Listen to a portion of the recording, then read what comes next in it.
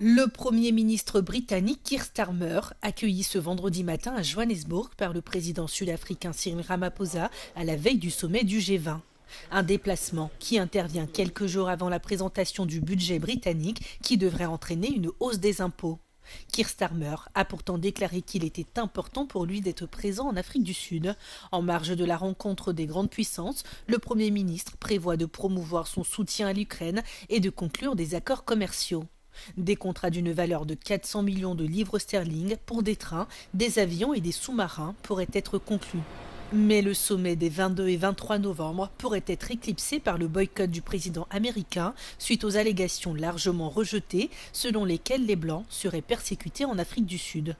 Le président sud-africain Cyril Ramaphosa a évoqué jeudi la possibilité d'un changement d'avis concernant la participation des États-Unis, mais ces affirmations ont ensuite été démenties par la Maison-Blanche. Pour l'Afrique du Sud, l'objectif reste le même, faire avancer les questions qui touchent les pays pauvres, tels que l'impact du changement climatique, le coût de la transition vers l'énergie verte ou encore la spirale de la dette souveraine.